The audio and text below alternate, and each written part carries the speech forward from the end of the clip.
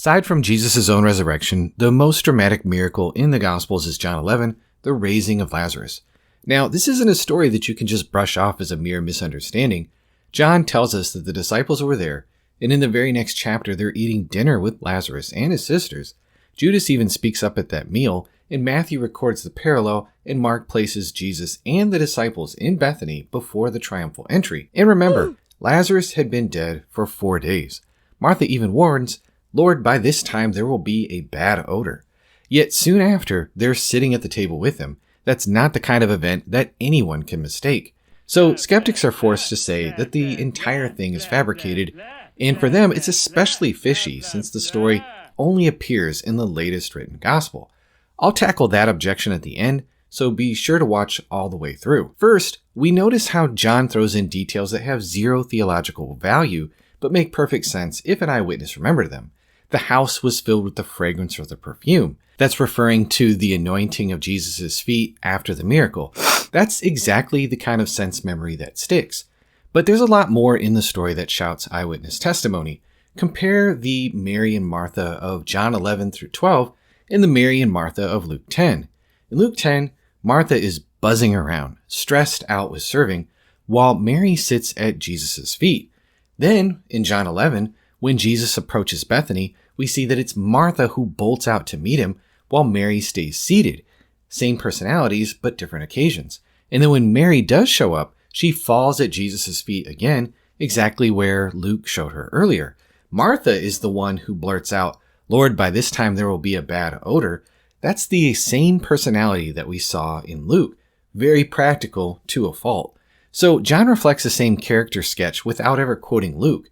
Most readers don't even notice these consistencies because they're so casual. That's what makes them so powerful. They're natural fingerprints of real historical people, not the kind of thing that you invent when you're writing fiction. John also does something the synoptics don't. He gives us a precise timestamp. 6 days before the Passover, Jesus therefore came to Bethany.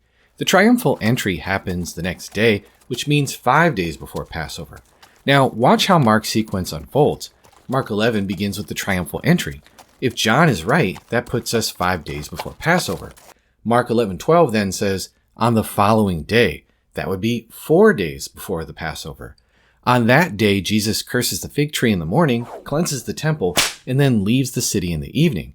Mark 11:20 moves us forward again. As they passed by in the morning, they saw the fig tree withered away at its roots. That's the next morning, 3 days before Passover. Jesus then delivers the Olivet Discourse on the Mount of Olives that evening, which brings that day to a close. Then in Mark 14:1, we're told directly, it was now 2 days before the Passover. At this point, the countdown locks in. So when you step through it carefully, Mark's day-by-day narration matches John's timestamp exactly. John tells us up front that the triumphal entry happened 5 days before the Passover, and Mark doesn't give the number, but his sequence of events forces you into the same calculation, and that kind of hidden synchronization is impressive because John wasn't copying Mark. Now, here is where critics point to a discrepancy in the anointing of Bethany. John places it 6 days before the Passover, while Mark seems to put it 2 days before, but that difference actually shows independence. If John were just rewriting Mark, he would have ironed it out. Instead, he keeps his own account. Scholars note that Mark often arranges events thematically rather than strictly by date, so the mismatch isn't a contradiction. It's exactly what you would expect from two independent witnesses. So here we have this whole story taking place right after the miracle of the raising of Lazarus. Now, skeptics point out, as I said earlier, that Matthew, Mark, and Luke never mention Lazarus, but there's a good reason. Scholars like Gerd Tyson talk about protective anonymity, leaving names out so that people wouldn't be arrested. For instance, Mark hides the man with the sword who strikes the high priest's servant. John later names him as Peter. Mark also leaves the anointing woman anonymous. John identifies her as Mary of Bethany, Lazarus' sister. And John 12:10 says that the chief priests even planned out to put Lazarus to death since his very existence was winning people over to Jesus. No wonder the synoptics kept him quiet. And if Lazarus had really been raised, then that would explain the massive crowds shouting Hosanna at the triumphal entry. They weren't rallying around just some vague teacher. This was a man who just raised the dead in Bethany, only 2 miles from Jerusalem. Not a private miracle in Galilee like Jairus' daughter or the widow's son at Nain, but a public one, right under the noses of the Jewish authorities, and everyone knew about it. The Lazarus story isn't a late legend. It has all the hallmarks of a real memory: named disciples, a miracle way too big to mistake, vivid details like perfume filling the house, the consistent personalities of Mary and Martha, and a timeline that lines up with Mark while still showing independence. That's what real history looks like, not myth.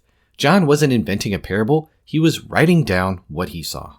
If you find these videos helpful, feel free to check out my Patreon and consider joining. You'll get early access to videos before they come out, be a part of our private group chat, and you'll help me to continue to put out content that spreads and defends the gospel. Thank you so much for watching.